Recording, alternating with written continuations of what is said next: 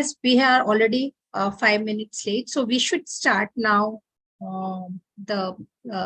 We should enter the attendees now. Shall I start? Yes, please. And Sumita, will you do the introduction of the participants part? The panelist part? Yes, please. Yeah, that I will.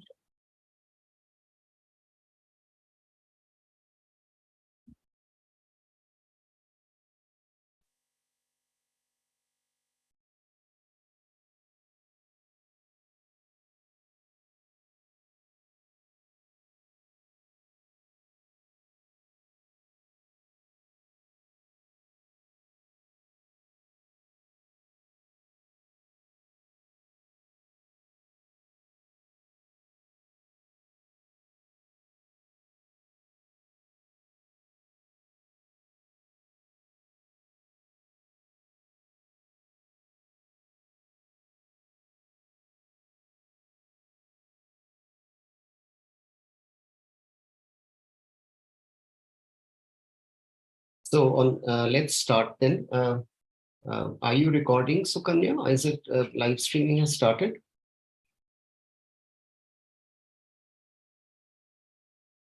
So it's getting live stream, sir. I think we can start now. We have a good number of participants with us, so we can start the webinar. Okay. Welcome to all the participants and panelists for today's webinar from CSE. From CSE, I'm Dipinder Kapoor, welcoming all the participants and panelists to the Stormwater Management Challenges, What is to be Done webinar today.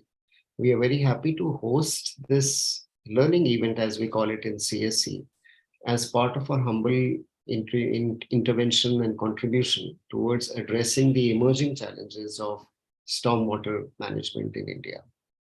Without giving a long introduction, I would just like to say that CSE hosts these kind of informal discussions, and this is one of the third part of our informal discussion series, where the idea is to engage in an open, informal interaction with experts, policymakers, government, NGOs, everyone. So I'm very delighted that we have today Ms. Laike and Anita representing the Danish experience. We have Professor Venkatesh Datta and Mr. Rohit Kakkar, who will represent the Indian experience, both from an expert in academia side as well as Rohit Kakkar from the government side of CPHEO. And we will be joined by Professor N.C. Narayanan as well. Unfortunately, Himanshu Thakkar could not join today because he had a medical emergency. For his daughter, he had to go to the hospital today. So for all reasons, we greatly value the work of Himanshu and of course, all the other panelists on this informal discussion.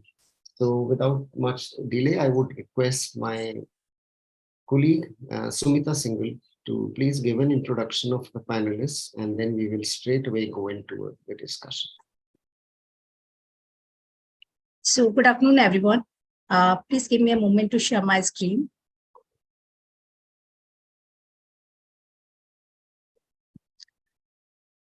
So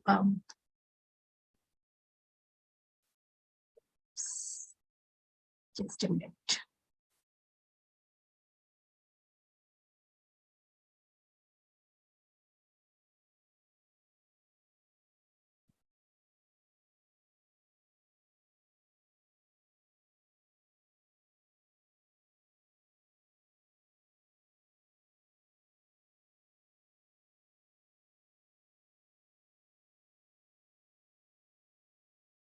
It had come while when you had started.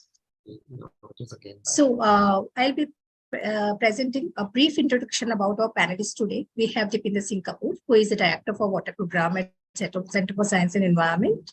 And he is a senior development and WASH expert and has worked previously with national government, international national development agencies, including WaterAid, CARE, Oxfam, WSSCC, SPWD, and others.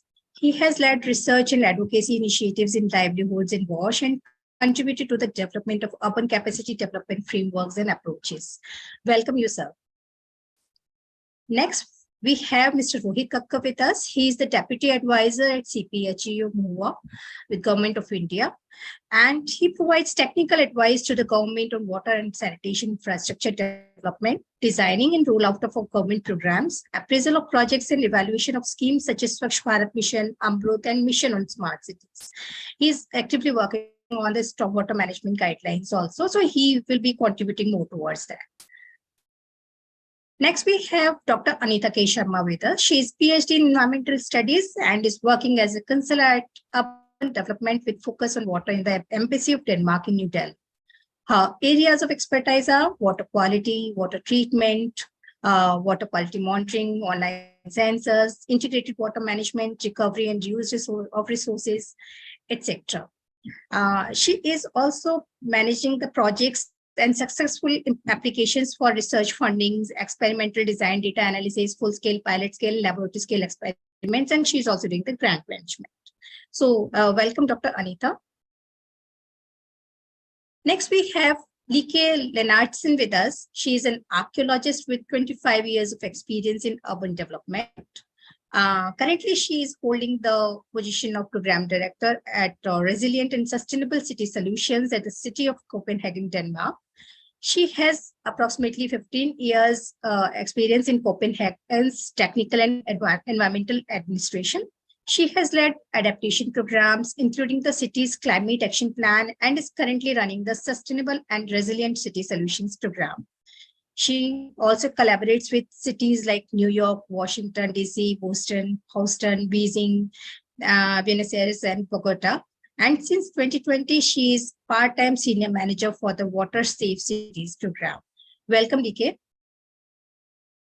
Next, as discussants, we have two prominent figures with us, Professor Venkatesh Datta. So Professor Venkatesh Datta is a Fulbright scholar and British fellow, and he is the professor, currently he's a professor at the Baba Saheb Bhimrao Ambedkar University at Lucknow. And he is actively working in this field and has significantly impacted public discourse, laws, and policy for sustainable water resource management in India. He's a PhD from Terry, and he has done his postdoctoral research at the University of Maryland. Datta is also a member of several, government committees.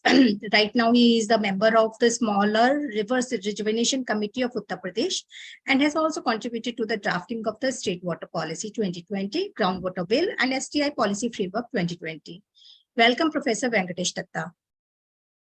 As discussant, we have another eminent figure with us, Professor N.C. Narayanan. He is a professor and head of Ashank Desai Center for Policy Studies, IIT Mumbai. He's a water, sanitation, climate studies expert, and he has developed program as CTRA and IIT Bombay, and has served on government committees. Narayanan's work covers local governance, technology, urban sanitation, drinking water reforms, water conflicts, climate change, environmental governance, and development theory. His collaborative and interdisciplinary work encourages conversations between academia, society, and policy, particularly in local governance institutions. So with that, I end the introduction of the panelists today and discussions today. I will stop my screen and over to you, sir. Thank you, Sumita. Thank you very much. I'm grateful that you could do this, because somehow I had this technical issue with my laptop and it could not open. Anyway, now it is there. So I'll just put up my slide on a share mode. Is my slide visible? Yes, it is visible.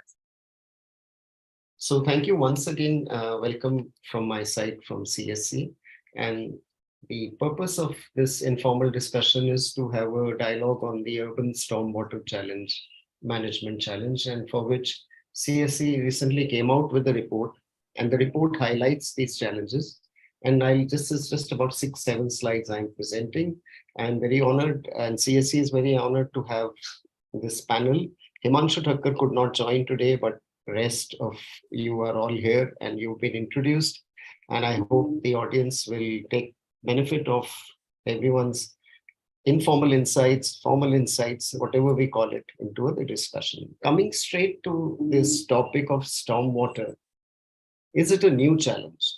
In some ways, it's an old challenge, but in some ways, it is new. If we take in the factor of urban flooding, the way it is happening, not just as a climate change event of extreme weather, but also the way our cities, especially in global south, have expanded.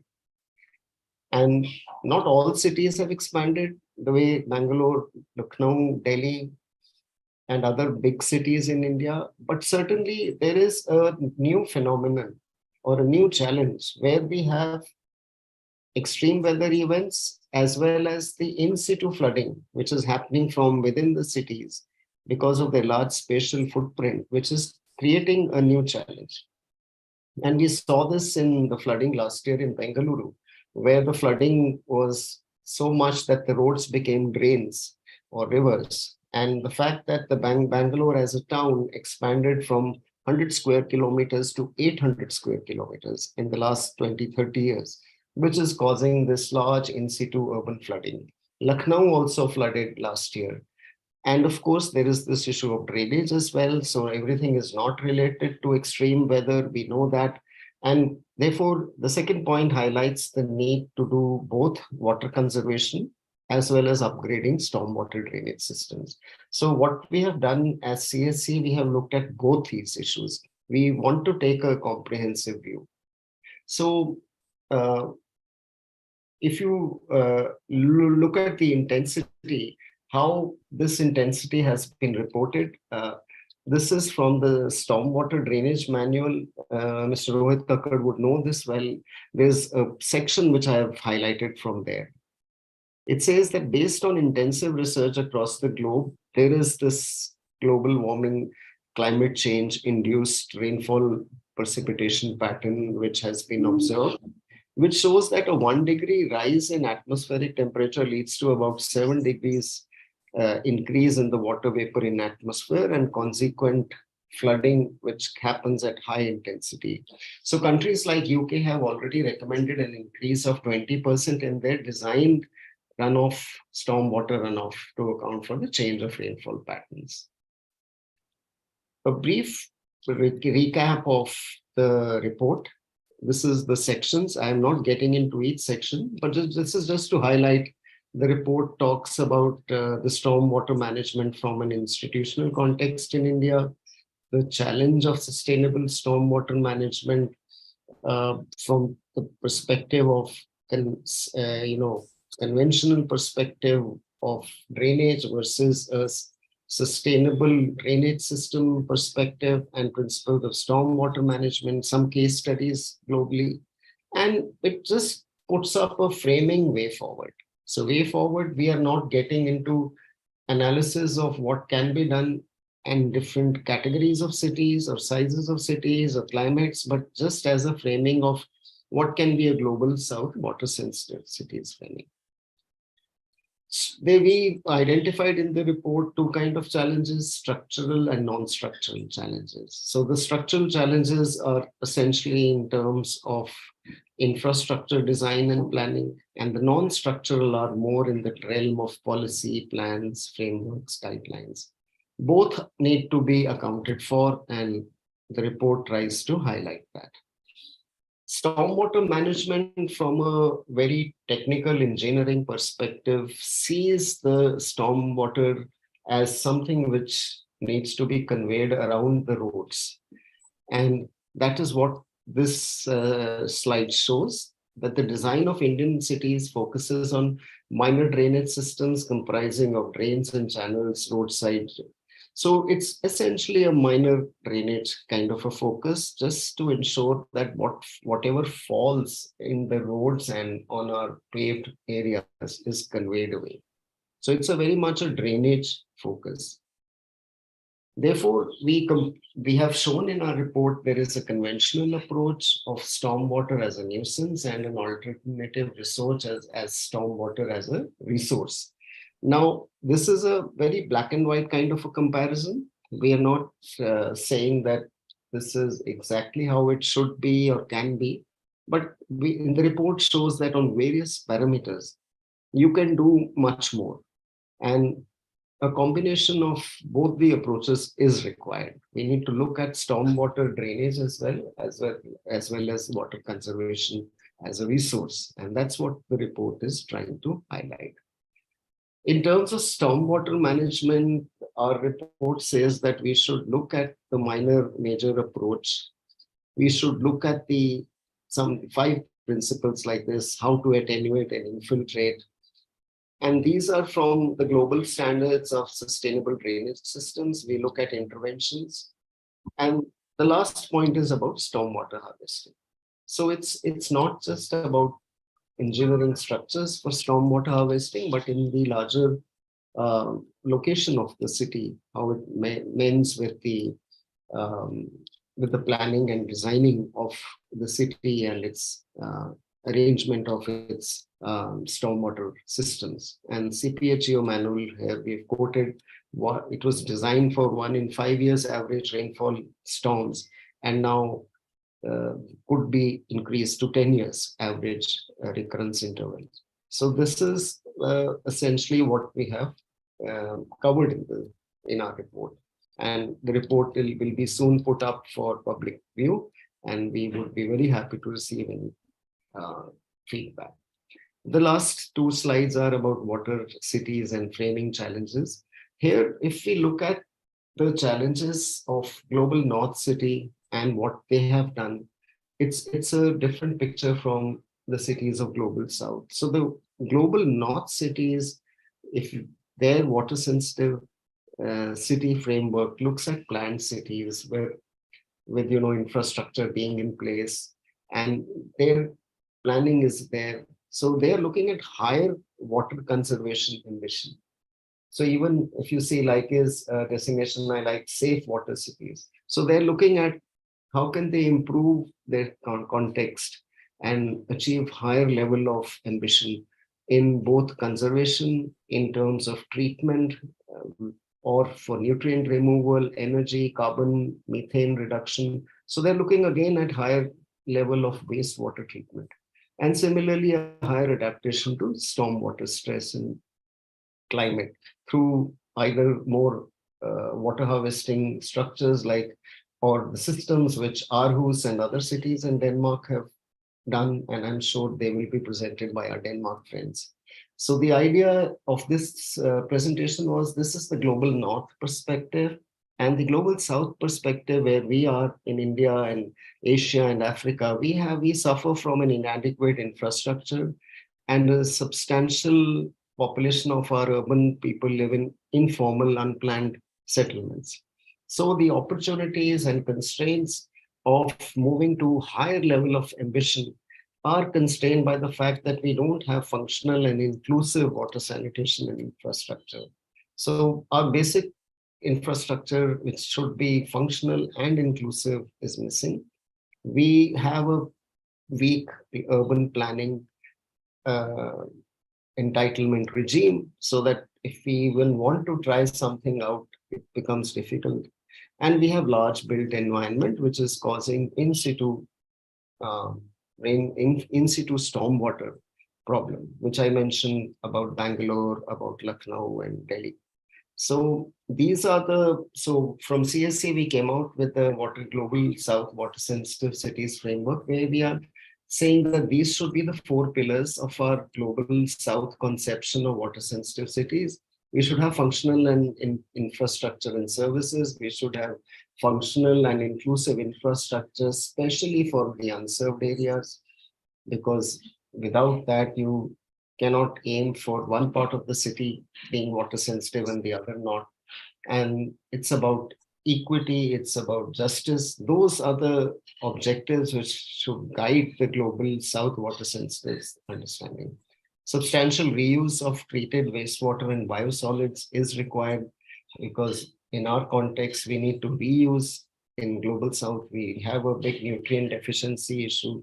And of course, the last point of mitigation of in situ urban flooding. So the context is converted into 4 important parameters, which we have defined.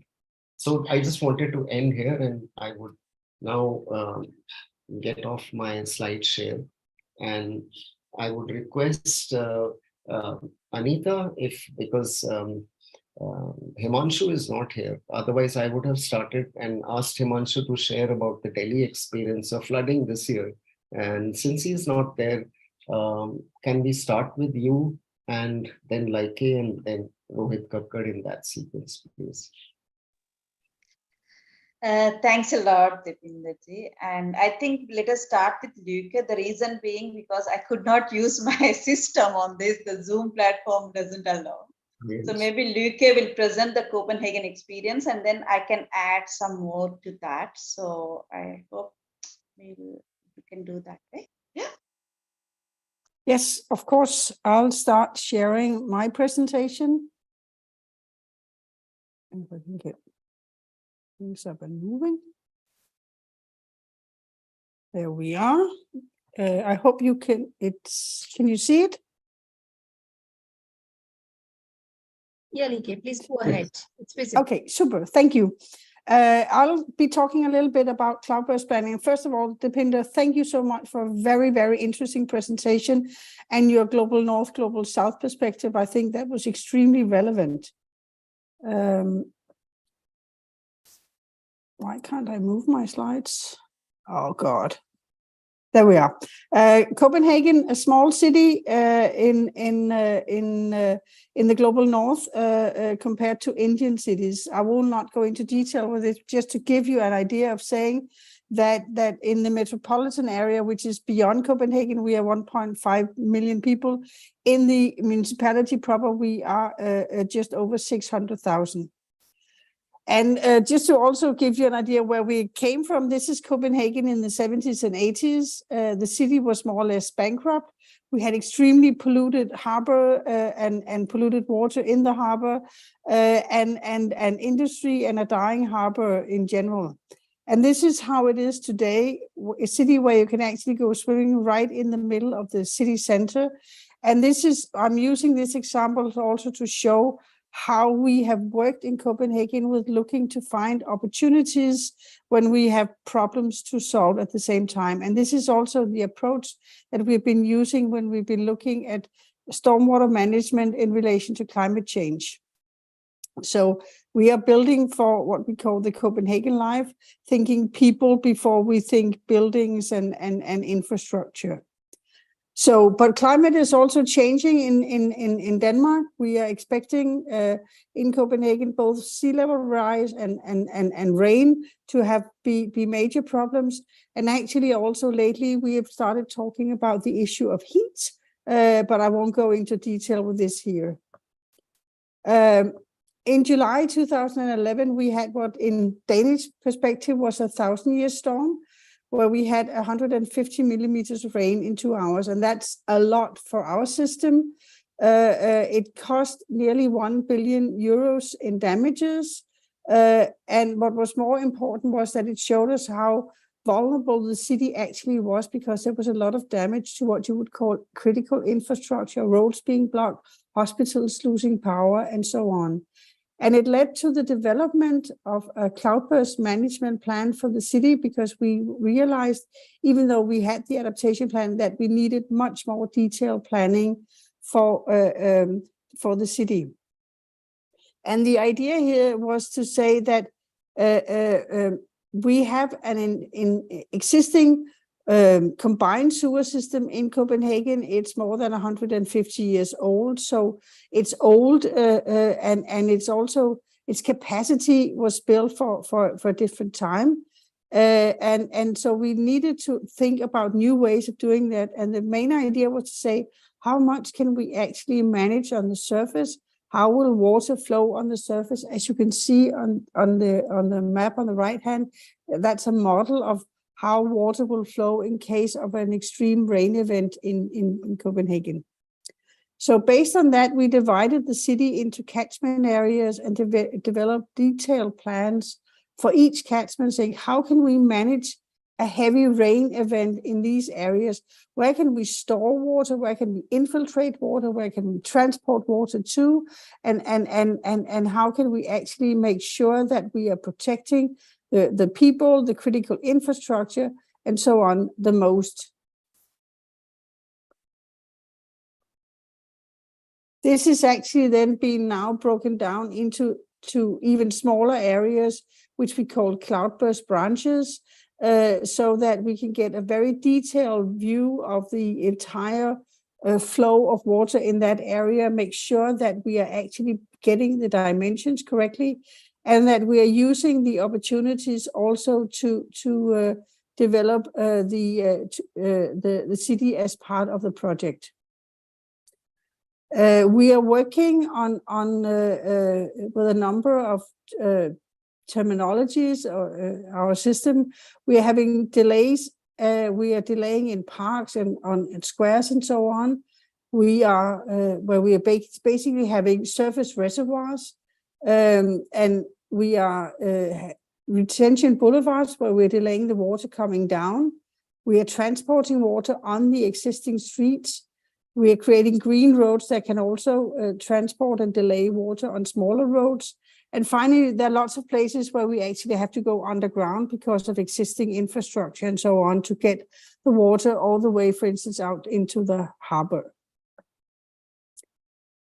The main concept of our plan is actually this slide, which is climate adaptation with co-benefits, where we're also looking into how we can use adaptation and stormwater management to actually upgrade the city and create more recreational areas, increase biodiversity, have meeting places for the cities, increase health, have an improved microclimate with urban heat being an ongoing problem, accessibility and safety for the citizens, and also stimulate economic growth. Yeah, and this is just to show, these are all the underground structures in black, the cloudburst streets in blue, the retention boulevards in dark green, retention areas, and green roads, showing that we've actually got a system that actually covers the entire city. And we expect to have finished all the projects at the end of the 2030s. And for the end, I'll just show you a few projects that we have finished. This is Tåsinge Square. This is retention and infiltration of rainwater at the square. And also at the same time creating a great place for the citizens to hang out in when the weather is nice.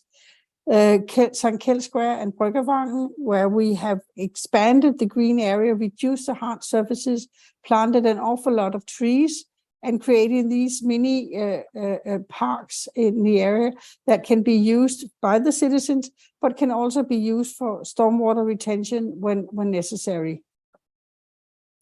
The latest project, I don't unfortunately have the newest pictures.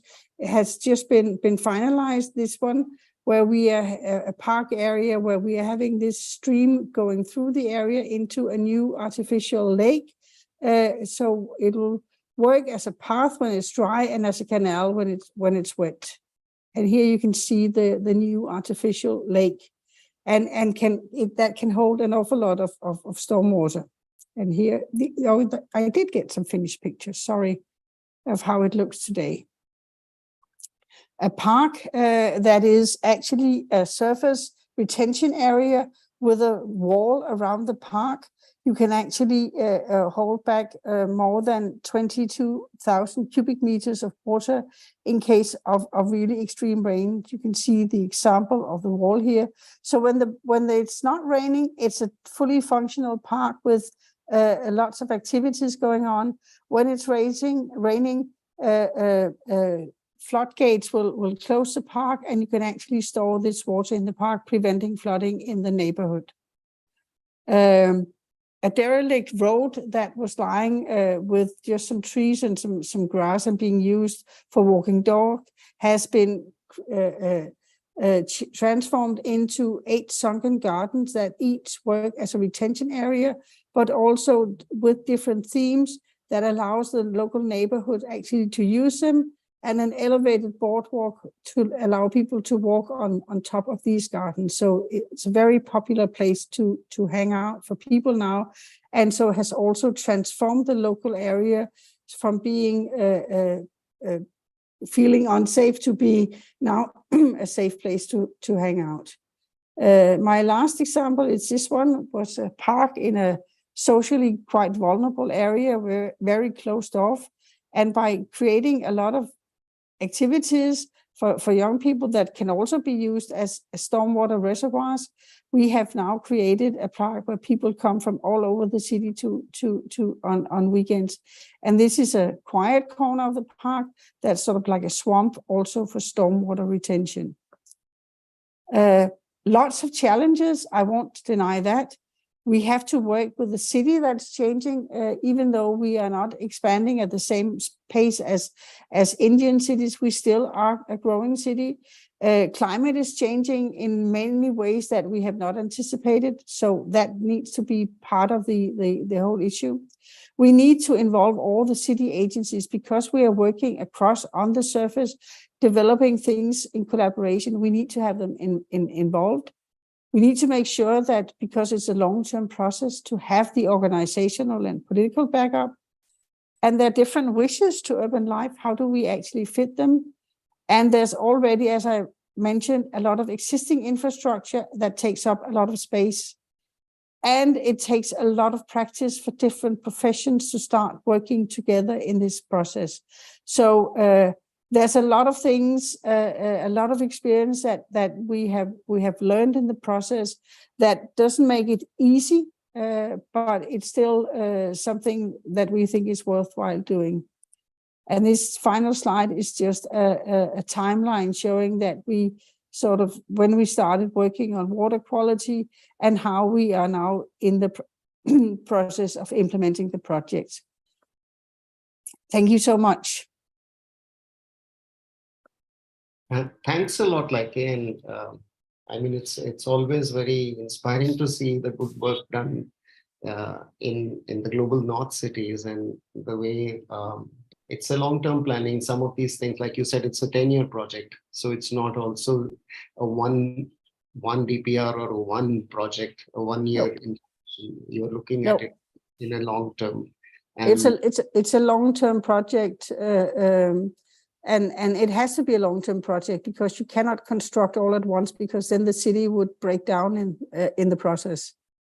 Yeah, thank you so much. Anita, would you like to add now or later? I think I can add now.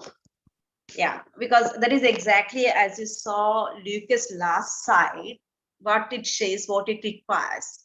You require the planning, you require all the city's agencies, not look at the climate mitigation only as a water vertical, but involve really all the city agencies to be a part of it. So it becomes more of a development of the urban settings rather than just stormwater management or those kind of things. So you need to take all these synergies when you start a project like that, and really bring the, what you call it, benefits of all the different sectors into the same, and bring all the stakeholders to the same board, rather than saying that this is a stormwater, then what are the dimensions you require and how do you do that.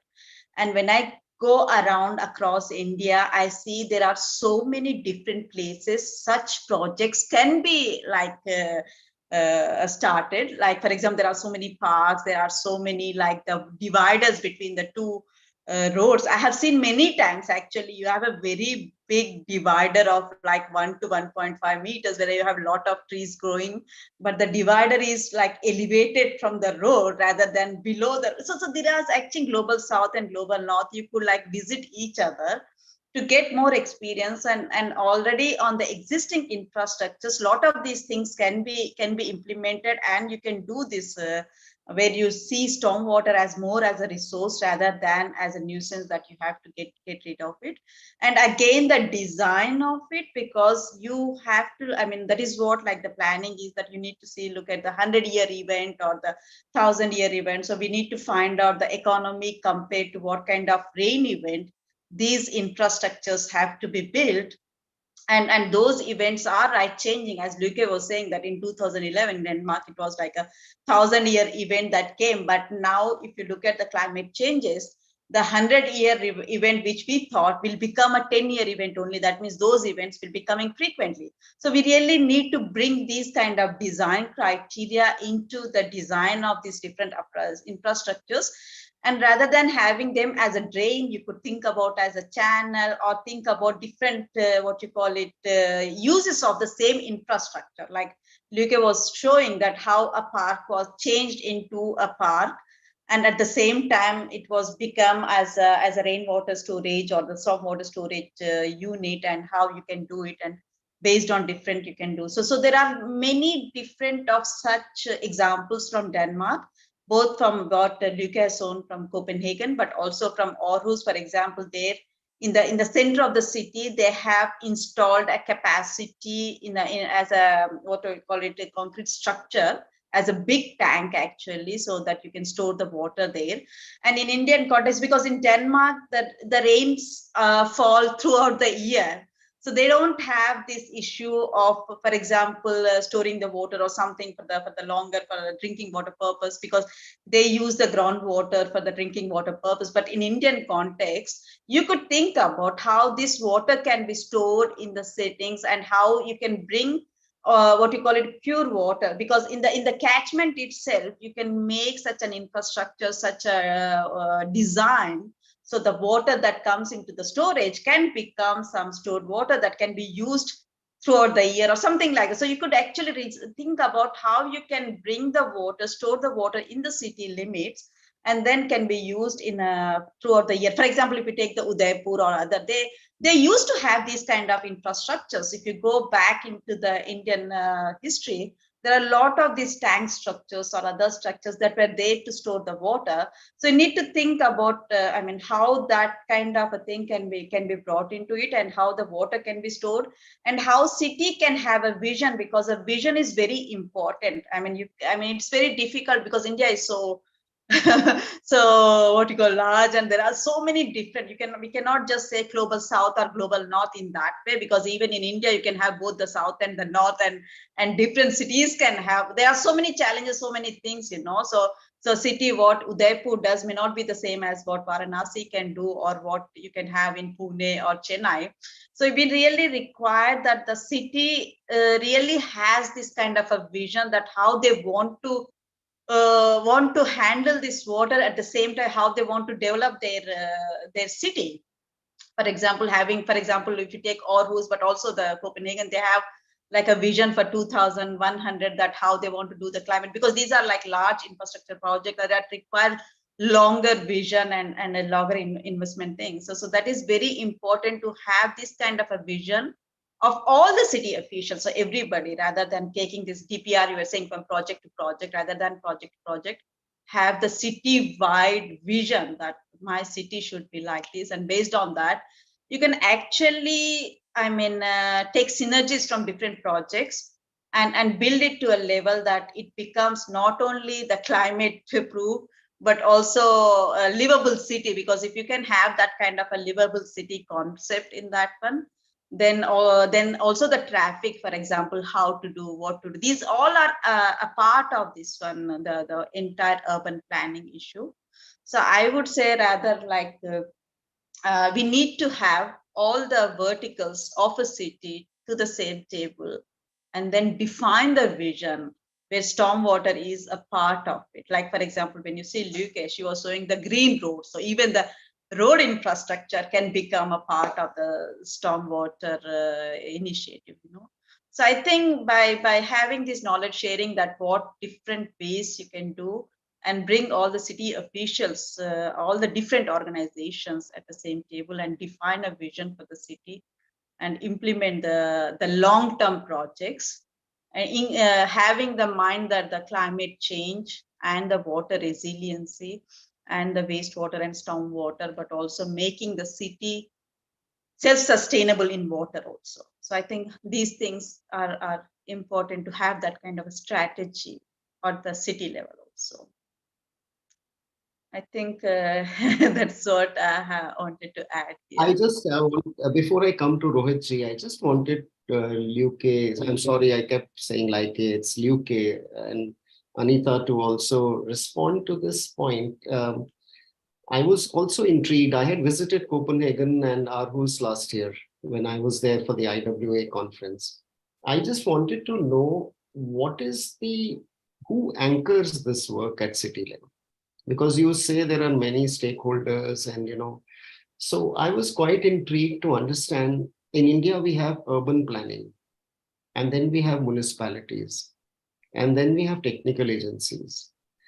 And I was quite intrigued to understand what is the role of urban planners in Copenhagen, in Denmark, in other cities, because your cities are already developed to that extent that there is no more spatial development required. So a lot of your projects are handed over to other agencies.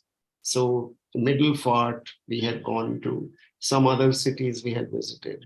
So how is this done over a 10-year period when you say in Denmark?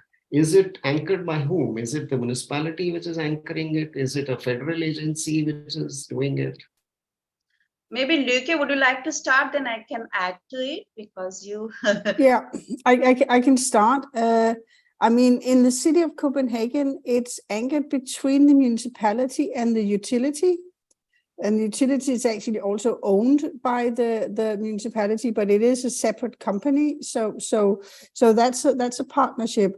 And urban planning is also a part of the municipality. And it's all in one administration in the city, or one agency called the Technical and Environmental Agency of the city. And there's an urban planning section, but there's also one on water and climate change adaptation. And that they are the ones that are doing it. And then they are working.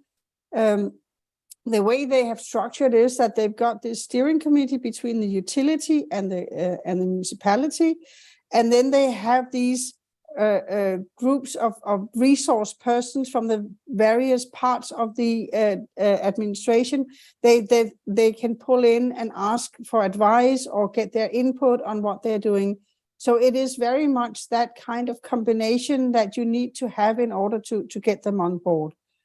And whenever we are doing new urban developments also in Copenhagen, there are still some areas that have not been old industrial areas, for example.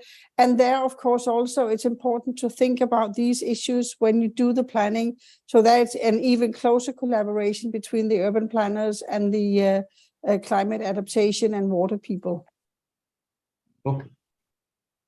That's helpful. Anita, you wanted to add something? Yes, I can. As Luke was saying, that the city is not only city, it is a municipality. So they both have the urban and rural and everything under them. And they have this unit called the Technical and Environment Unit. Under that, the different professionals are there. So they have the entire thing in-house. And then they own their own utility. Like in India, it is like PhD or the urban local. It is under different, but in Denmark, it is actually they own their own utility that is owned by the public. For example, if you take Aarhus, they have one city, one utility, or one municipality, one utility. Whereas if you take Copenhagen, then there is 10 municipalities and one utility. So they have this kind of, because they have their resources at their own. So they have in-house resources and in-house competence, and they closely work together, they collaborate together. And as Luke was saying, that it is all the time, even though you say there is no spatial, the infrastructure is like maybe 40, 50 years old. So they are actually all the time restructuring, remodeling, redeveloping with these kind of things. It's a long lasting thing. So I think once you have developed a city, doesn't mean that it's not there. It is an online process, online thing that is going on. And the other thing, the other principle that is there is that all the infrastructure projects have to be financially self-sustainable.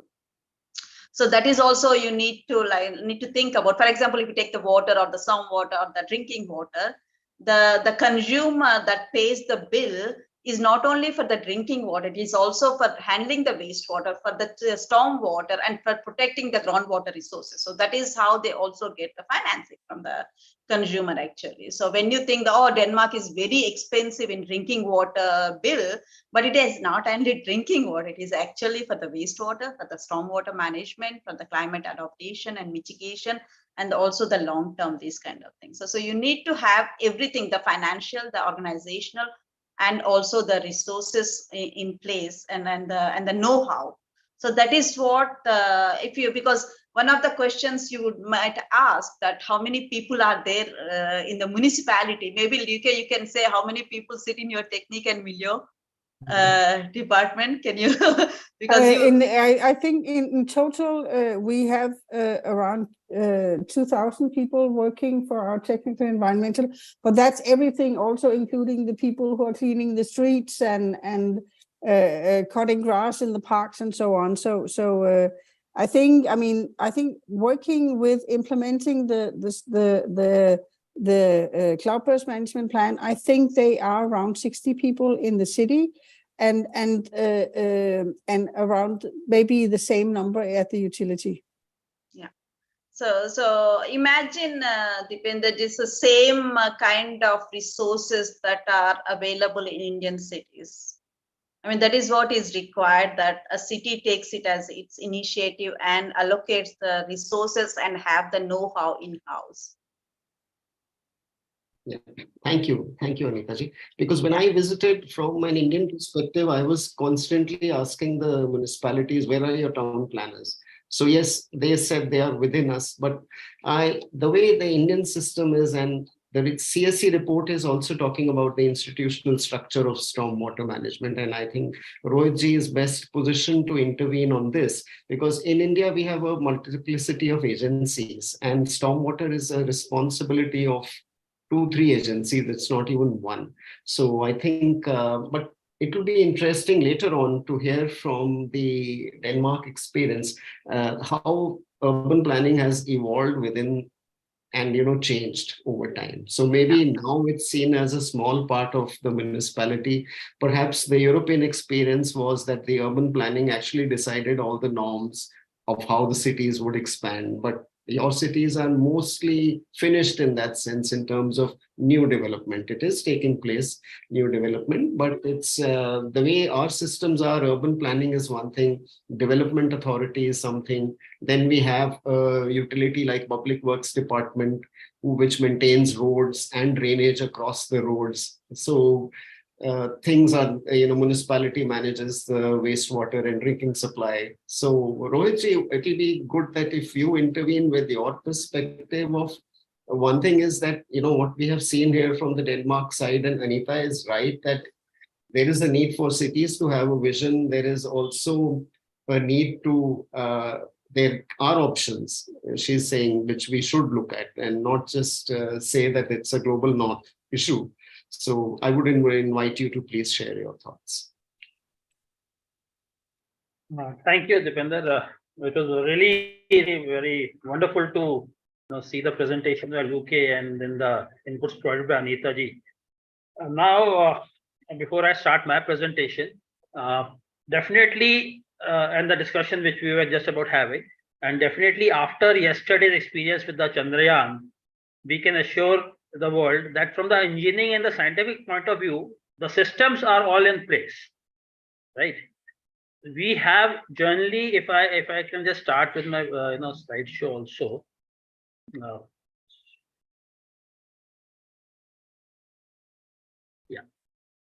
So when I proceed on behalf of the CPHO, which has prepared the national guidelines for stormwater management in 2019.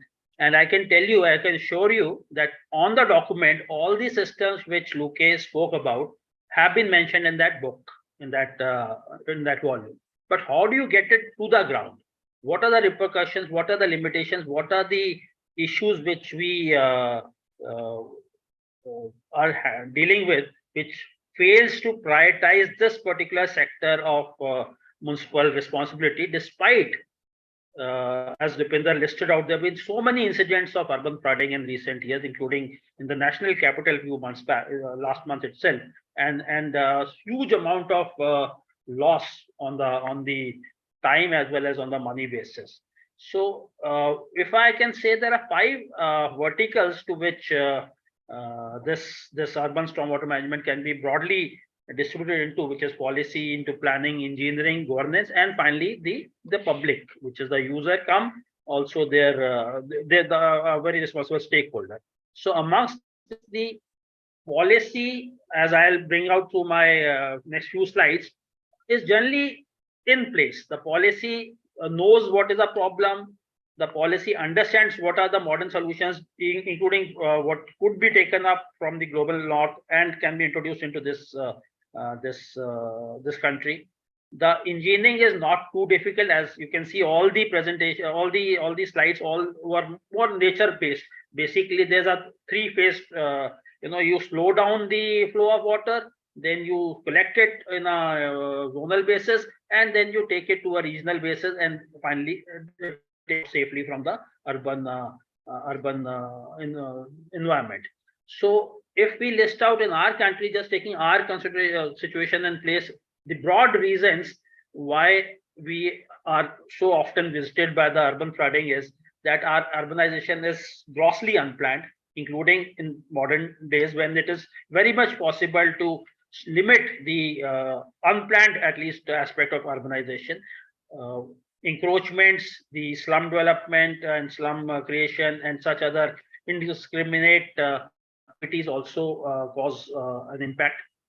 And finally, like in this point, the word is paving or the sheet flow diversion. What happens is that from an engineering perspective, a small amount of infrastructure created at one particular end can totally divert the flow of water, which was otherwise to be flowing into a drain and further into a safe environment, that could be easily diverted. Which when I visited Netherlands, I found through their water company system, which is followed in those countries.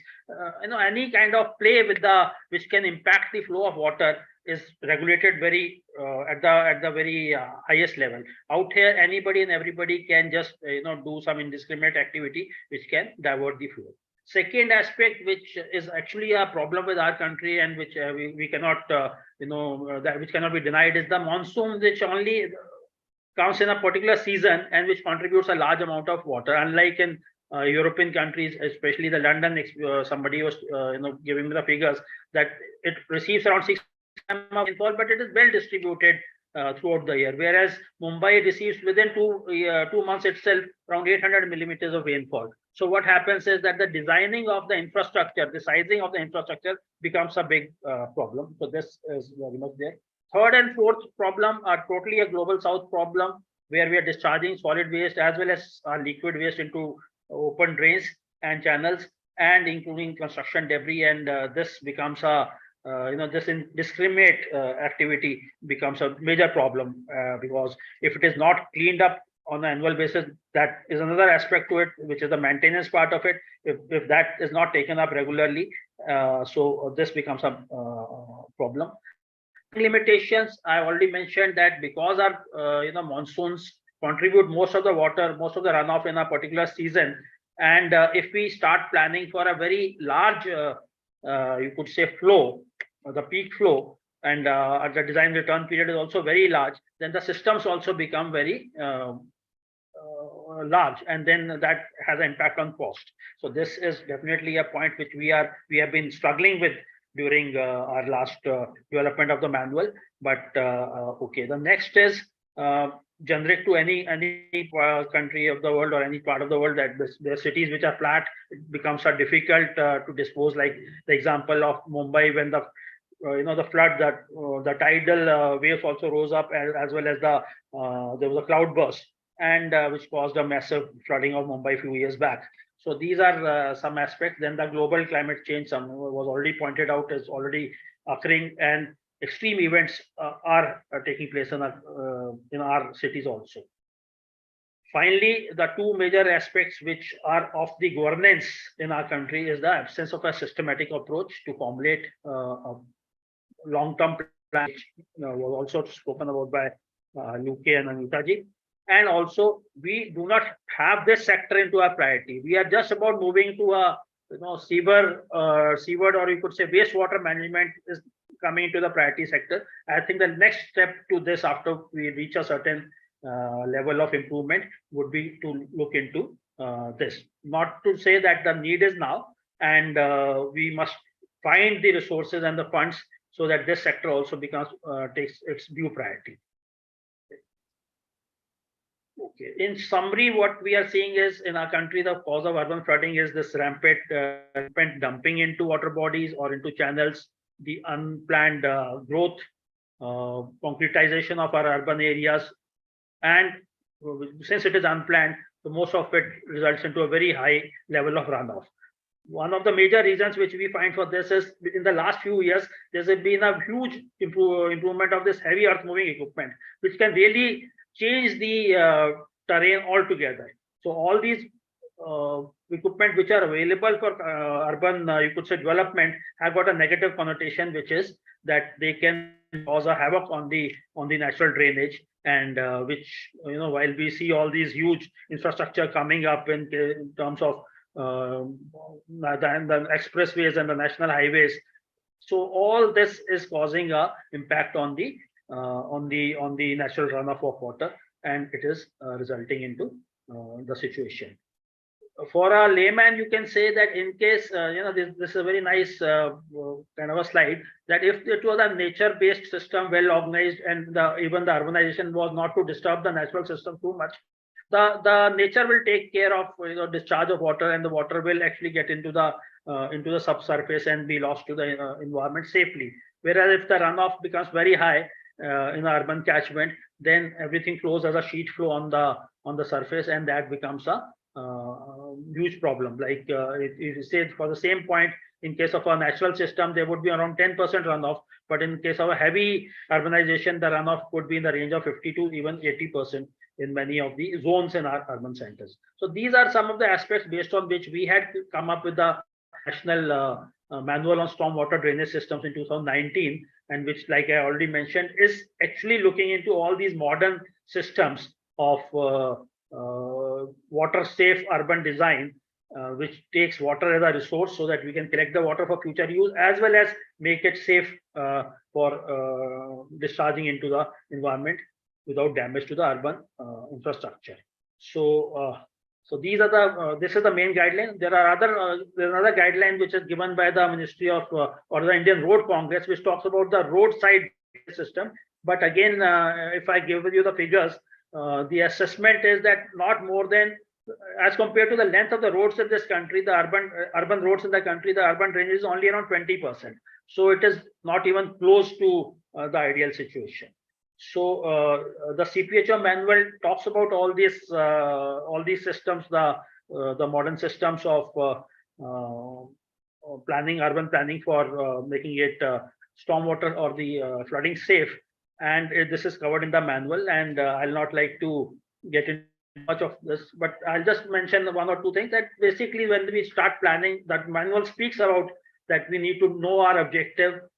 Then we start collecting certain amount of data in certain data which meets the requirement of physical characteristics, rainfall characteristics, and which is normal for any other place. But while planning, the environmental considerations are, and the aesthetics, etc., are always required to be taken into consideration.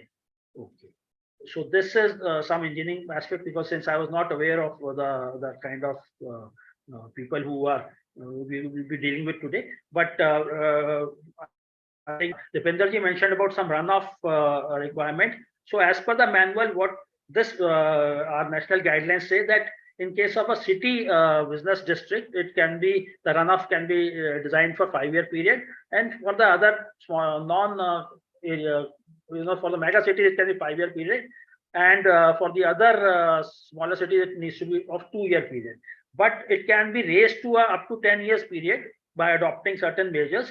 And in case the city feels that they need to go for a larger storm event, design for a larger storm, they are definitely, it is permissible, but they have to make up a case for it. And if they make a case for it, which is approved by the reasonably higher authority of the city, you could say the resources can be arranged.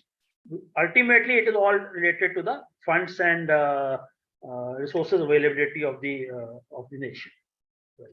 So this is some aspects which the manual covers on the modern stormwater management practices, and which I was listing in a presentation, but I think Luke has already shown it on ground. So some of the best management practices listed in our manual talk about constructed wetland infiltration basins. This is one of the infiltration basins, so that they can be the point best management practices, which can capture the flow of water and not allow it to run into the general areas. And some other aspects are like sand filters, drain barrels. These are all talked about in the manual. So again, pointing out that this we have already seen it in her presentation happening in a particular city of the world. So it is very much feasible to take it in our scenario also. Secondly, then in addition to the point sources, the linear best management practices are like grass fields. I think one of the slides also showed this this aspect of this system, and then infiltration trenches, vegetated filter strips. So many of their systems are there, so which are for the structured best management practices. And then we have the area best management practices, which would comprise of a green roof, which does not allow the water to actually flow into the surface. Or we can have a porous pavement, which can immediately take care of this water and put it under the ground. And then more important than the structural best management practices are non-structural best management practices, such as we minimize disturbance and ensure that the stormwater, the soil is not disturbed, so that the stormwater flows in the correct direction. And similarly, maintaining this thing, also not allowing the debris and the waste to be dumped into the drains. So this is an important aspect. Then another important aspect would be the community education, which is the need of the you could say of this nation in all aspects, not only in the stormwater management, but all aspects related to sanitation. Community education is very, very important, because we have been it's not only education, also guidance to the community, also some kind of regulation through the local bylaws, so that the community is aware as well as kind of responsible towards the public good. So all these have been talked about in the manual. And then there are three models which we generally discuss, which is one is called the water sensitive urban design. I'll not like to, but basically all these three systems, second being the low impact development design, which is called the USA model, all of them are talking about the same system, that basically control the flow, you detain it for some time, you retain it, then you filter it into the subsurface, and while doing so, it should also get treated before it is lost. The third model is called the sustainable drainage pattern of the French model, which talks about a source control, site control, and regional control system. In summary, the manual, this is all taken from the CPHO manual. So we talk about good practices at home. We try to make arrangement for the rainwater harvesting, collect the water for use, allow the minimum amount of water to be taken to the localized or treatment facilities where it is retained and treated. Then even lesser amount of water gets into the you could say regional facilities, and so on and so forth. So if this kind of a system is put into place, then definitely our storm events would be much reduced. Lastly, I'll just like to cover about the public participation, which whenever we discuss with the cities, we are trying to educate them or coax them into making sure that the public gets involved into this aspect for sanitation as well as for the stormwater management, in which there needs to be proper conveyance and regular conveyance to the public that these activities like the wastewater dumping and such other negatives should not be permissible, and they should also make sure that they can do some water harvesting at the local level to ensure no minimum runoff.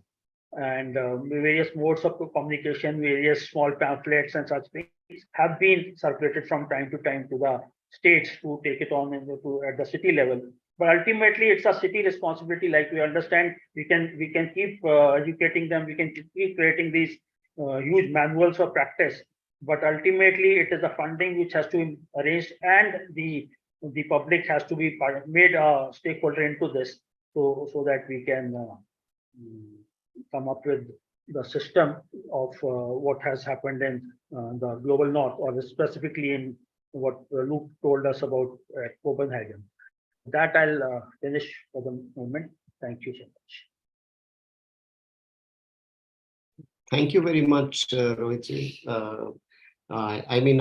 Frankly, I did not go through the stormwater drainage manual in such detail. I did go through a section which was on all these treatment systems. And thank you very much for presenting it in such detail. Our report also captures some of these components of the CPHEO manual, which talks about the return period. These are mentioned there in our report, and from CSE, we are emphasizing the need for both conservation and drainage. So which I'm sure you will agree that we need both. Just to, ask you this question before the discussions come in. Like we have this discussion on sanitation systems, and our sanitation systems are combined sewers. We have both stormwater and wastewater together.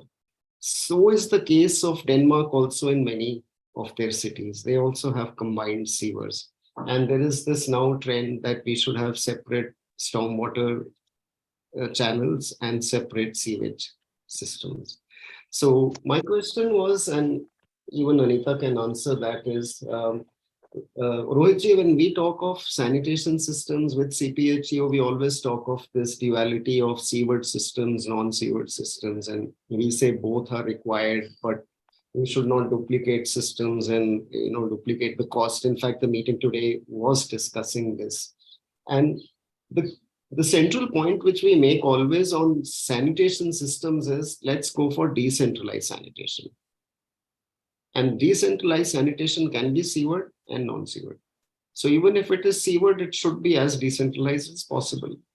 And if it is non-sewered also, don't think one FSTP can treat everything, So look at systems which are for decentralized. That is the focus. So my question really is, what are the challenges of a decentralized stormwater management? Because essentially SUDS and the examples from the developed north are talking of decentralized in that sense, that you have it locally and you try to do it. But in the Indian context, when we talk of, say, decentralized sewerage, now our issues are that our volumes are very large, time period is very short of stormwater. So what is the way forward, like for CSE or any other organization, when we go out and we talk about stormwater management, like decentralized sanitation, what should be our, that single term which we use for expressing the desire for stormwater management? Wo kya hum aim kar sakte hain? That if you could, and Anita also later on you can. So, what I would understand is that first of all, sewerage in India, we don't have a combined sewerage. That is for sure, except for maybe a few places in Mumbai and Calcutta, which came up very independent. We only have a sanitary sewer system, and the stormwater was always supposed to be taken on the surface drains, as far as in our country is concerned. So there's very few examples. In fact, I'm not at all aware of, if any, combined sewer system in our country. So that is one part. Second is that because of the lack of attention come the limited fund availability resources, we have allowed that the open drains can be used as a secondary discharge for the sewer or the sanitary waste also. Has happened in our past that these drains, which are supposed to be only carrying the surface runoff of the stormwater, because they exist, and during the dry weather season, there's no rain flow into that. So this has happened traditionally, and over a period of time, this is established that we can discharge our grey water into this discharge, because the volume of grey water will be definitely very limited as compared to the volume of stormwater which this drain is supposed to design. Because our rain events are limited to a few months in a year, this system of continuity of the tertiary drain falling into a secondary drain, into a primary drain, and then into a nala, and then across into the water body, this continuum is not there in most of the places. So drains are existing, but they are always in a state of disuse because the water flow is so less. People just start dumping the solid waste into that drain as a point of. So over a period of time, all these systems need to be improved. So where CSE needs to come in is to get people to do the right thing. So once the right thing is done, in case our drains or whatever their work, if they are not blocked by the solid waste and construction debris, definitely they'll be able to carry much more discharge into in those drains, and then that discharge will go to a next point where if the continuum is there, then there's no reason that this this system does not improve. Under the Swachh Bharat mission, what we have kind of you could say as an interim measure, we have said that okay, even if you are allowing the grey water or the septic tank effluents to come into the open drains, make sure that at every certain distance there is a kind of a screen so that the solid waste does not keep flowing into our into the drains, and only the liquid flows into to the point of ultimate discharge or treatment, whatever is the this thing. So if we can have a periodic system of screens in our drains, and the quality of drains be such that they can at least be carry the assured quantity of water while it is being taken forward.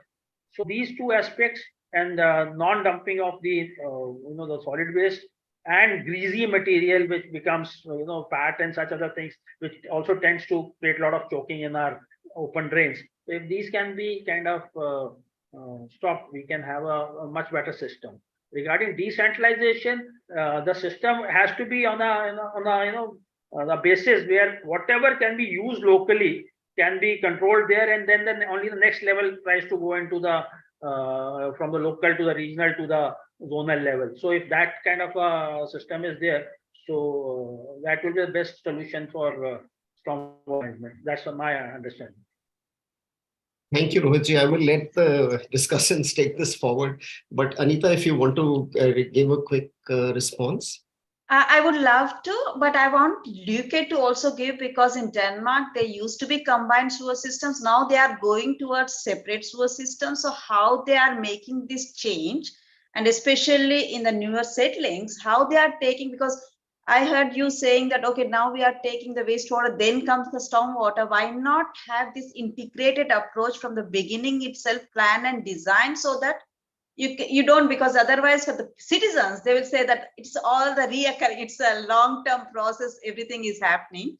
But I think maybe I'll ask Luke to put some words on this, how they like change from the combined to the separate, and but how they manage everything in the same project, because that is very important, because the structures you are going to put, they are like 100-year-old structures that are going to be placed right now.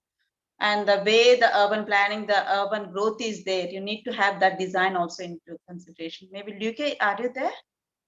Yeah, as I said in my presentation, we have a combined sewer system in the existing part of the system of the city.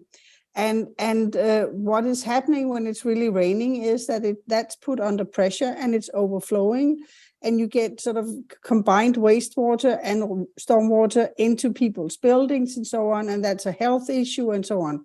So the idea is to make sure that we have room enough for the what we can call the black sewage water, the really dirty one, in the sewer system.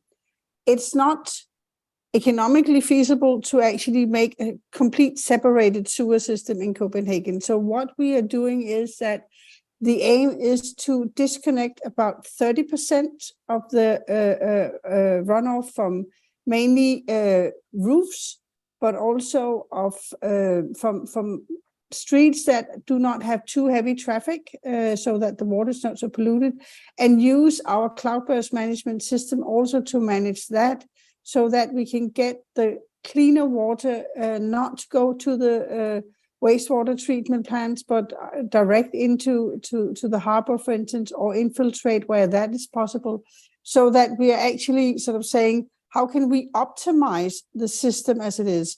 So we're not totally rebuilding, but we're looking on how to optimize it in the way so that we can have space enough for the black sewage water in the underground system, because that's where we want to keep it. That's the reason why it was built originally. That was to prevent diseases. So I mean, that's the idea. And the idea is basically to have, as we are constructing project after project, we are working with the local landowners around the building, around our projects, to actually say, how can you then disconnect and how can we create that? And we have a possibility to through our wastewater treatment plant plan, not plants, but plan. We have the opportunity to actually to force them to disconnect and pay for that disconnection and making it connect with our system.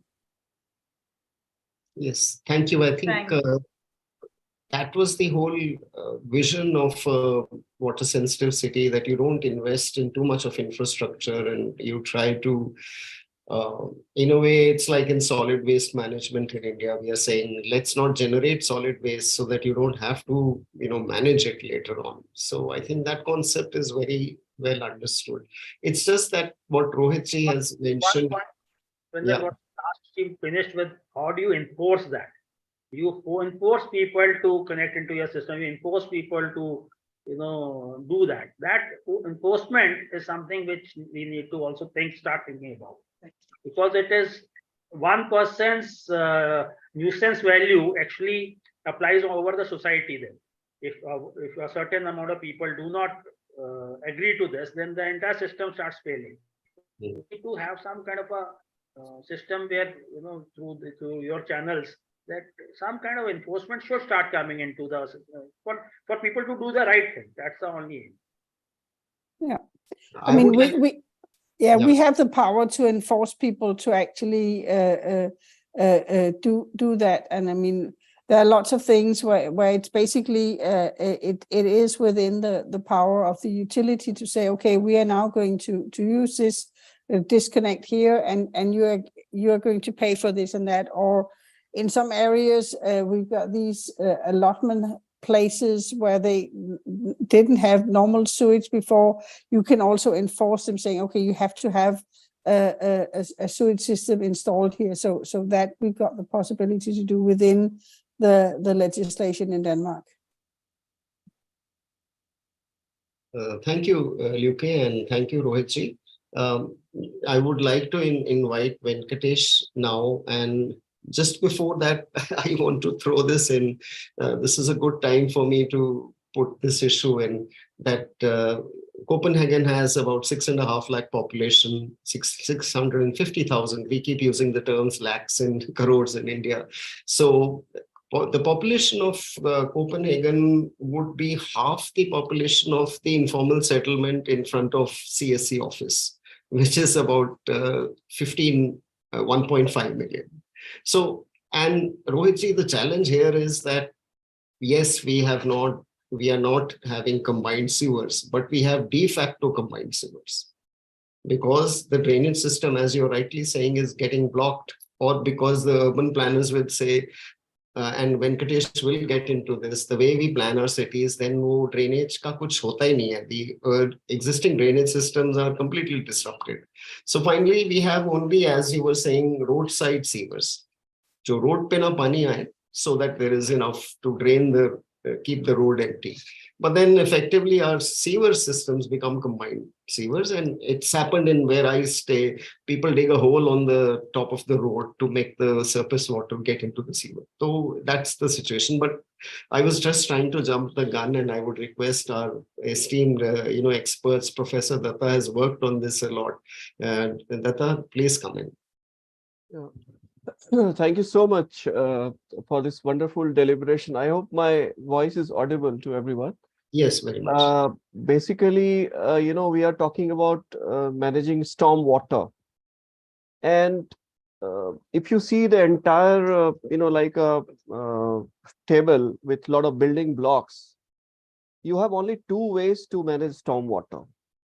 One is through the natural drainage, floodplain and other natural water bodies through nature. And second is through the built infrastructure, the built gray infrastructure. And when you look at the infrastructure, you will see that there is a sort of disrupted stormwater drainage and stormwater flow. And when you see at the natural system, you find that there are fragmented natural drains, the drains that nature has designed. So currently we are talking about urban drainage problem, or drainage in a small catchment, whereas drainage is never restricted to just city limits, and it has its own origin, which could be several kilometers away in somewhat rural or peri-urban areas. You have a lot of lakes, floodplains, the buffer areas, the green areas. They are all neglected in urban planning. So when you talk about the existing stormwater management process, you have sort of divorced the origin of these natural drains, the whole system of natural drainage. And secondly, the issue of urban flooding we talk about, the issue of urban flooding, it needs to be addressed with a combination of water conservation and the built drainage infrastructure. So like what in the earlier presentation, we saw that the issue of conservation and drainage can go hand in hand. Like we could also save water. We could also save the natural, the infrastructure, the built, the green landscape. So what you have to do, you have to do away with this current normative understanding of urban water or urban stormwater management, and bring the entire discourse under the broader perspective of ecology, hydrology, and the catchment scale perspective. So right now, we are just focusing on one small aspect of stormwater, which is connected to the entire catchment scale processes. And the urban planning needs to henceforth account for all heterogeneity of regional as well as the local hydrology. It cannot be just be a standalone site scale design like what we have been observing in most of the projects that we work on a small standalone project on a drain or on a city fragment, and that is very site specific. Of course, it has to be site specific, but it has to respect the local catchment, the drainage. Water management has to distance itself from the current issue, the current what you call the techno-managerial discourse, like what we are having today, which is largely urban centric. The current focus, which is a lot of technology, a lot of management we are putting in, but it is mostly urban centric. We are forgetting that there is a watershed. There is a watershed area based treatment of land and water resources, and they are connected holistically. But our obsession with urban is against the spirit of landscape level or the catchment level drainage master plan. I wish the entire word, which is like urban, is little bit removed for some time and thought of as the umbrella of sustainable drainage system, like under the broader perspective of the sustainable catchment or the what you call the basin level drainage management system. Even we are using the term urban water. Now when you use the term urban water, you cut off the upstream and the downstream fragments. Let's say it is an urban river, so we just focus on small fragment.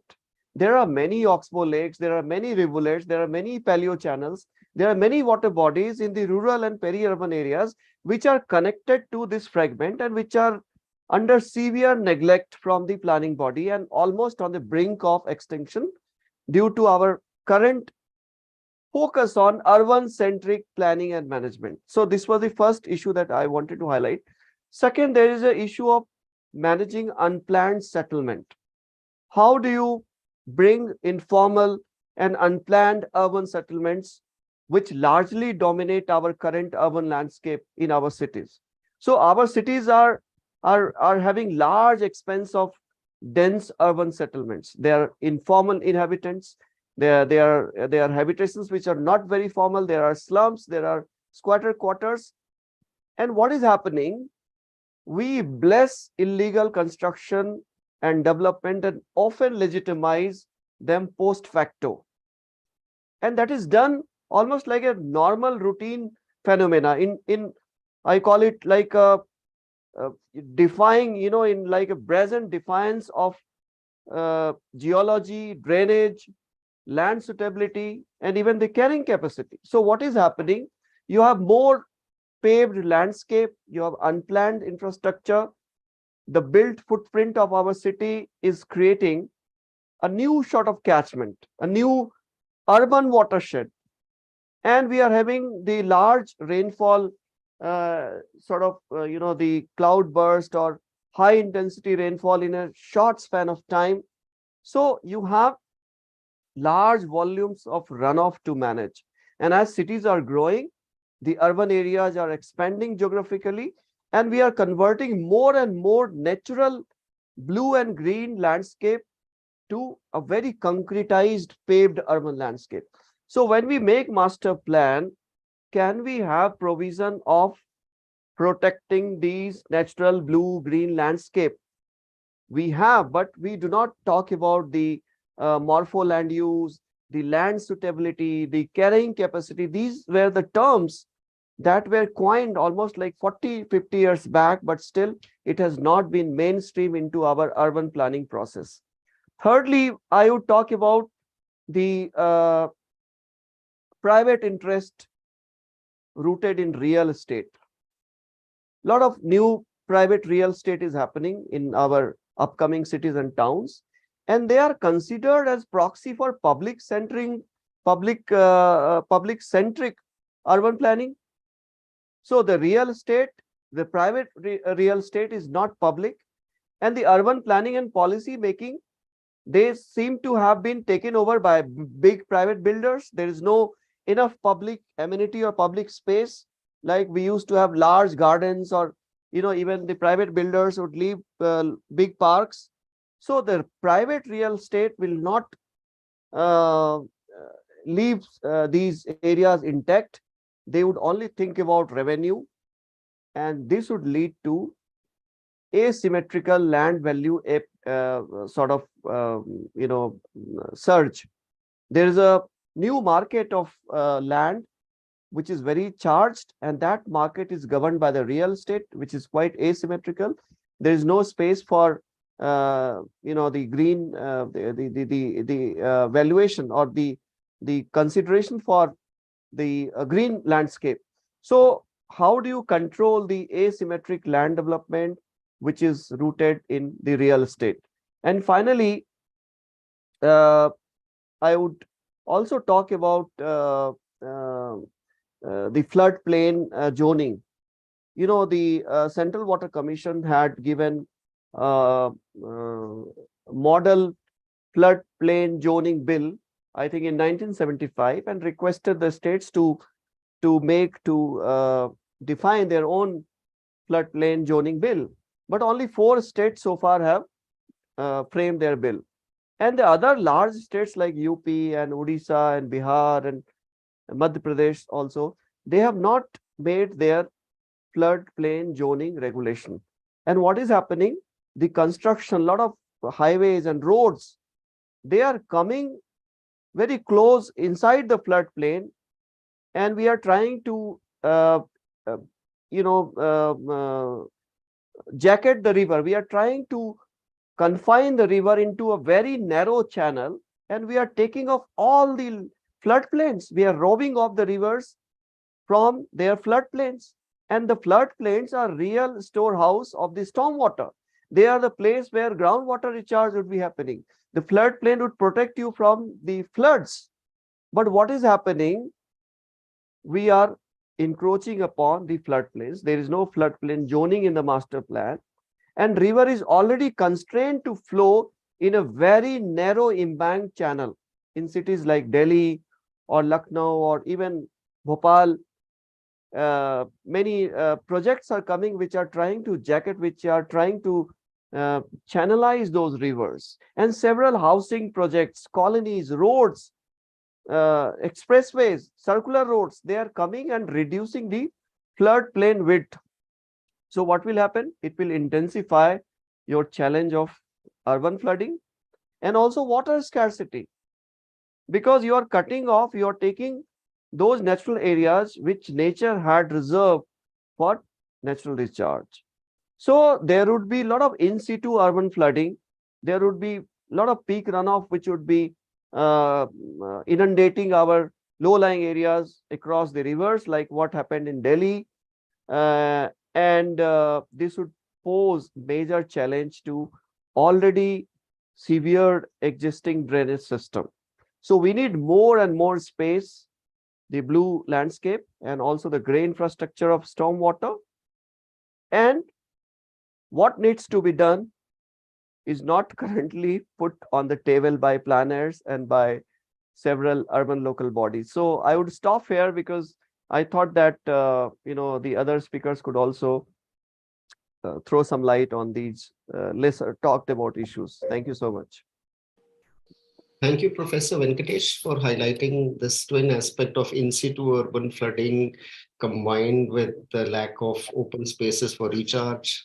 So it's a twin aspect, and we had thought Himanshu Thakkar would have come, and then he would have spoken about this 5 or 7 factors which Sandrup highlighted why Yamuna flooding happened. And 1 or 2 of them were about sedimentation load in the rivers and encroachment. Certainly encroachment, you did cover that it is jacketing of the river.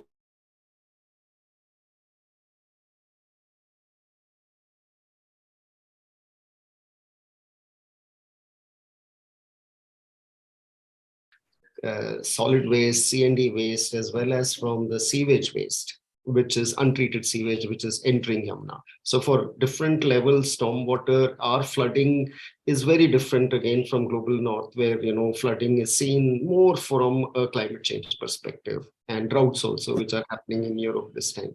So thank you for highlighting that, and maybe in the discussion, or if you can look at the Q&A, I would request all panelists to look at the Q&A. There are some questions. So you ended by saying, Venkatesh, that what can be done is still to be discussed. I would like to bring NC Narayan in, and he can share the perspective. NC has a very good experience of, he is an IIT, but he is a social scientist in a technical institute. So I would be very happy if NC can share his thoughts on how actually we are looking at wastewater, and now we are calling it used water. And similarly, it was the case of land. Earlier, when I started my first job, it was in wastelands development. And then people said there is no land which is waste. Similarly, when rivers were dammed, it was seen that rivers are, wasting water. So let's dam and use the water. Now, in a way, the circle is completing, and we are saying, let's see wastewater also as used water and reuse it, especially in our context. So over to you, NC, please come. Yeah, good afternoon. Thanks, CSE and Devinder, for this opportunity. When Devinder called me, I was a little self-conscious because I've not worked on storm drainage issues, but now I see that it's so related to, my core area of, sanitation and wastewater management. First, I think, congratulations to CSE for, hello, can you hear me? Yes, NC, very loud. Yeah. So first, congratulations to CSE for this study and bringing this very important report, which actually kind of bringing in all the aspects, mapping the technical plans, understanding the planning and policy issues, presenting some best practices and a way forward. I think the most important contribution is this combination of this conservation, drainage, and inclusion. These 3 normative concerns in stormwater drainage. I think so. I think that's why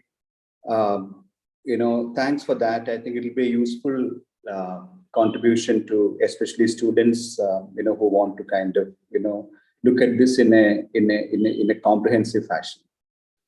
And thanks also to the panelists. Starting with Professor Dutta, who actually articulated the kind of most crucial issues of natural resources of ecosystems, of watersheds, how this urban drainage, as we see as city drainage, is part of this, large ecosystem and the kind of, issues related to that. So that's the kind of basic aspect of that.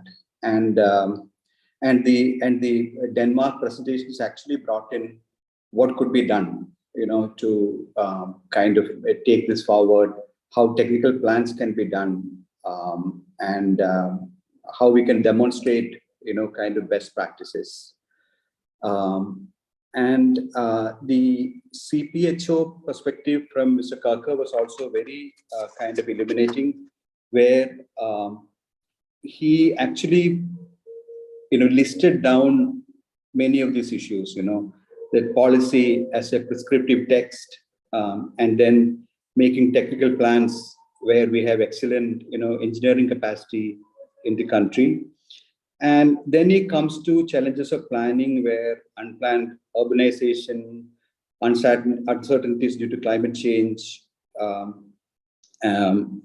these things are there, which actually coincides with why this, Denmark perspective is not working in India, is what we understood.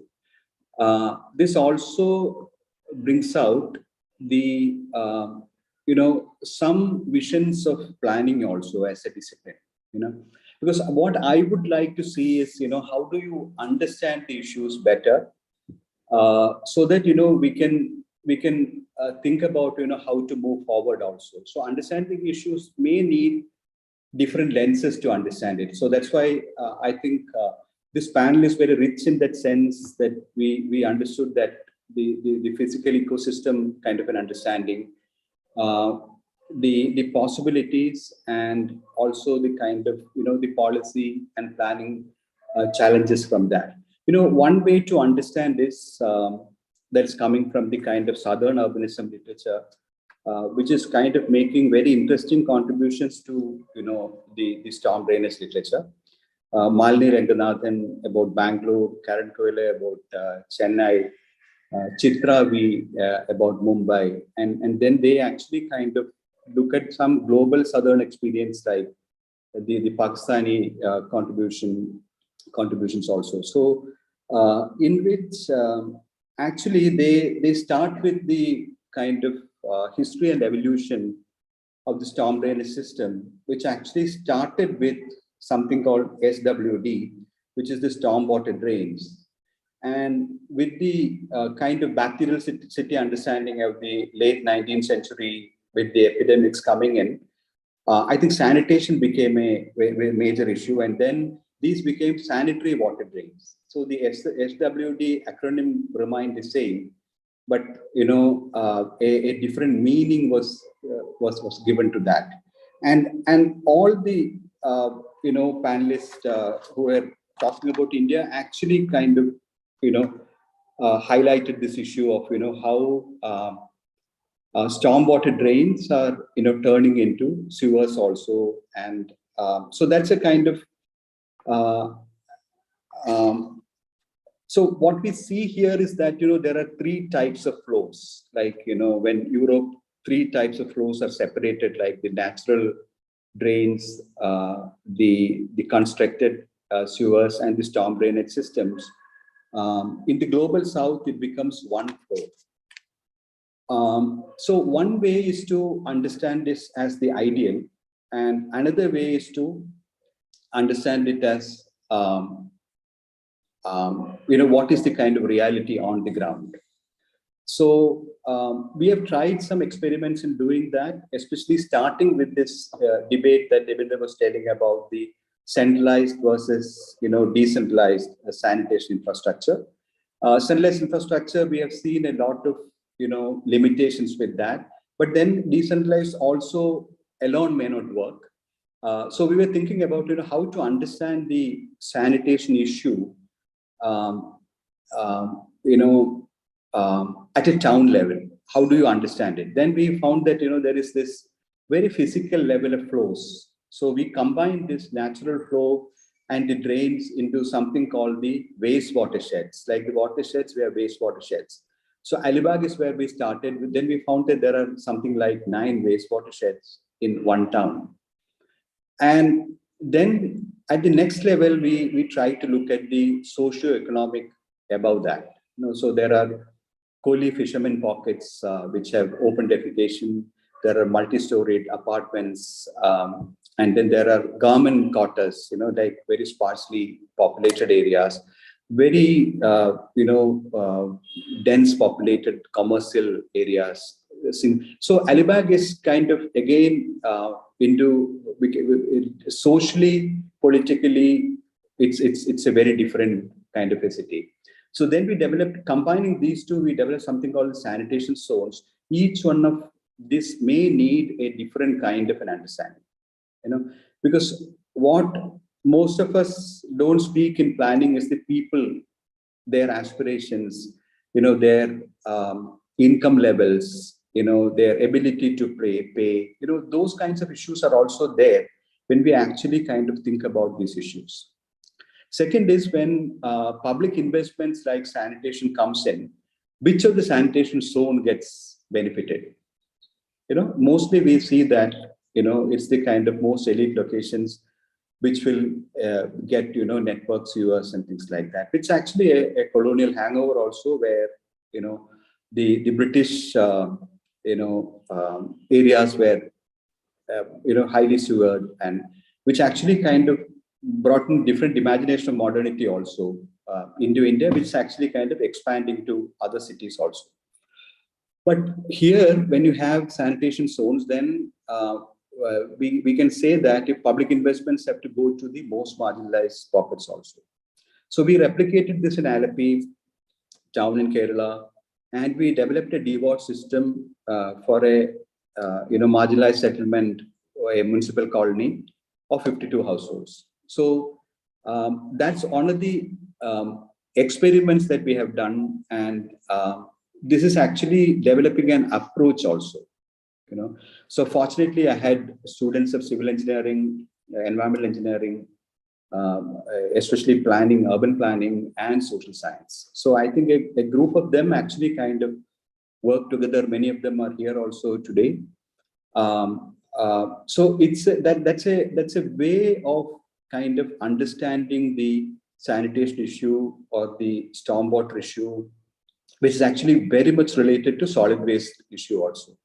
Because in the Alleppey canals, we found that 70% of the pollution is due to plastics and other solid waste, which then take us to this kind of an integrated sanitation understanding, including fecal sewage management. I think this was a very interesting kind of a beginning, especially the report.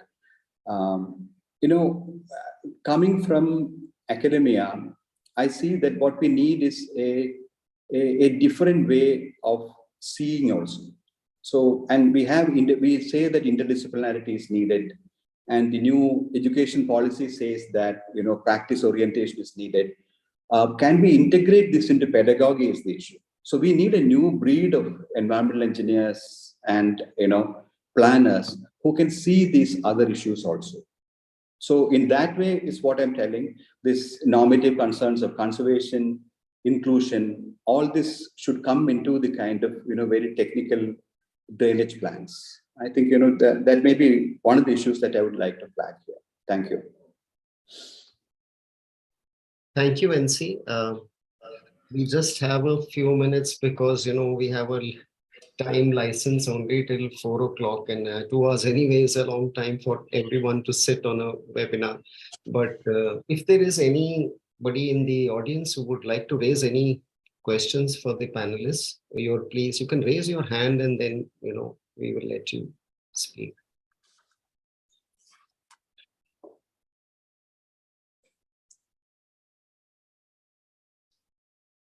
If there is none, then I would invite the panelists to give their 2-line closing remarks, and then we can close.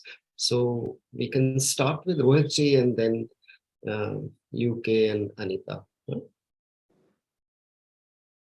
There is one hand raised by Divyanshi Sahu. Okay.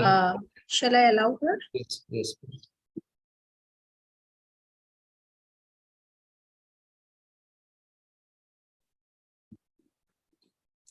Yeah, Divyanshi, you can put forward your question.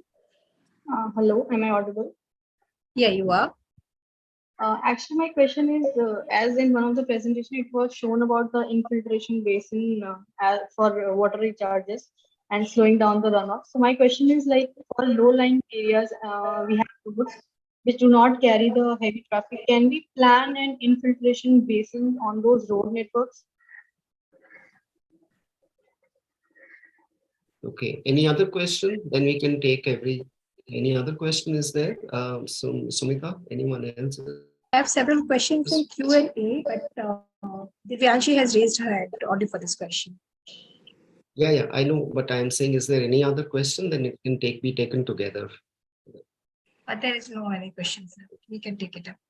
So I would just request the panelists to respond, whoever can, to this question besides their closing remark. So Rohit ji, if you can start. I was not able to get the question. Divyanshi, Hello? can you repeat the question? Yeah. Yeah, my question was like in one of the presentation, it was shown that infiltration basin act as a like helps to water recharge and slow down the runoff. So I was asking that in low-lying areas, the road networks where the roads which do not carry the heavy traffics, can we plan those infiltration basins on those road networks? I would understand that the infiltration basin has to be away from the road network, because otherwise, even if the road is not to carry the heavy traffic, roads are not meant for this reason. Infiltration is not exactly a network, but infiltration is a point where a certain catchment is brought through a network, and at that point it gets into the subsurface. So I'm just not clear about what is this infiltration network. But also maybe I can answer something. Infiltration depends on, as you said, Rohitji, is the subsurface. If there is no subsurface that is favorable for the infiltration, you cannot have infiltration in any places. You need to know the groundwater, the subsurface conditions. Then only you can have this kind of infiltration basins or infiltration. So I think if I like try to conclude or give one liner, is you really need to have the entire river basin. You need to know the groundwater, subsurface geology. You need to have all this information before you can start planning how I want to handle the water in urban. And you also need to know the waterways. You need to know the biodiversity. There are many aspects that need to be required. So as one of the persons saying that the urban is not urban, you need to have the entire around the urban to be able to plan your stormwater and other things in a perfect way. And even the climate, even this infiltration or the climate adaptation you can do in the rural area so that it doesn't even enter into your urban areas. So you need to have the entire system before you can plan a single infiltration at one place. Okay, thanks. Luke? I have 3 more hands raised. So do we want to take up those questions, or we want to go for the closing remark and can request our participants to put their questions in the question and answer box? We can answer them later. Yes, I think that will be better because, there is some other pending commitment we have to close. So I would like the panelists at least to give their closing remarks. So Luke, if you can come in, please. Yeah, thank you so much. And thank you so much for inviting me. I think for me, this has also been a learning experience. I think the description and the understanding of the differences between global north and global south is really important in this also when you're working with transferring knowledge from one part of the world to the other. One of the things that I'm taking away is the issue of informal settlements. It's an issue that I'm totally unfamiliar with in my Copenhagen work. And I think that's one of the biggest challenges I can see for you in working with this, is actually how to manage what I could call uncontrolled urban growth and the issue of stormwater management, sewage management, and climate change. And I think that's requires the development of different types of solutions also from what's maybe some of what we're using in Denmark can be transferred, but it has to be taken into your specific context. So thank you for inviting me and giving me that insight. Venkatesh?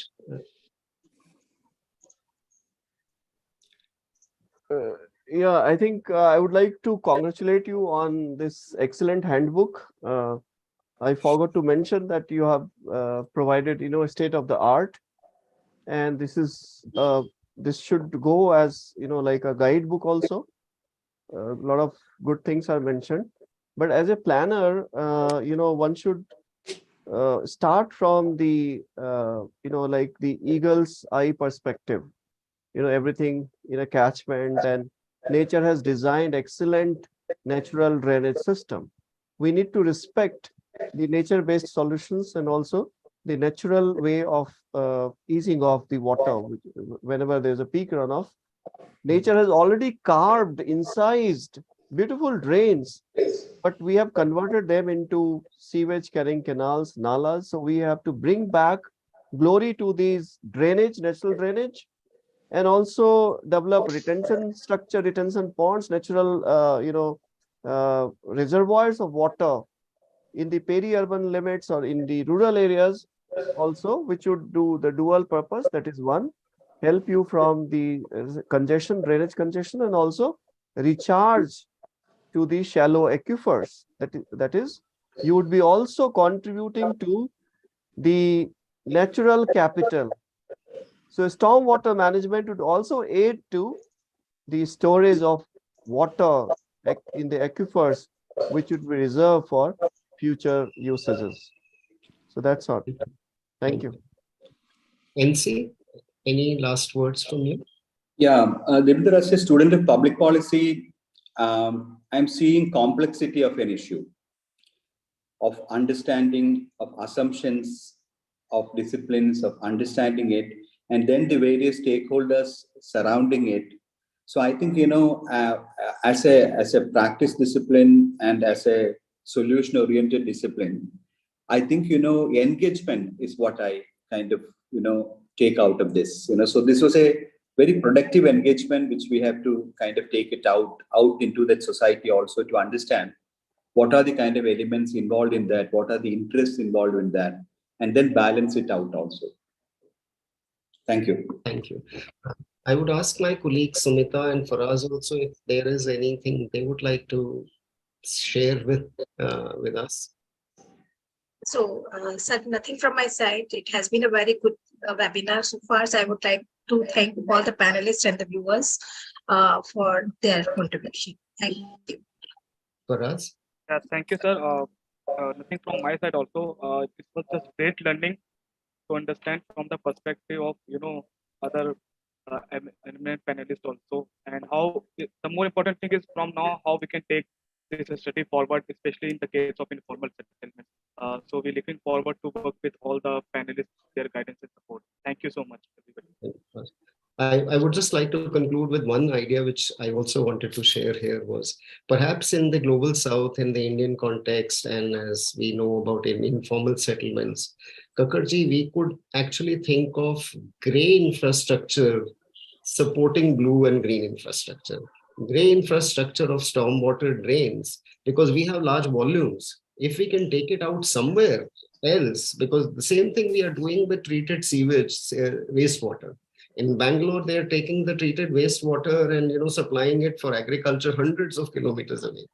If something can be thought of, stormwater, how do we use it? Maybe with gray infrastructure, we use it for green infrastructure or blue infrastructure development, which is not possible everywhere. So I'm not saying it as a big idea or a solution. Somebody in the Q&A had asked this question about whether can we do what about Bombay?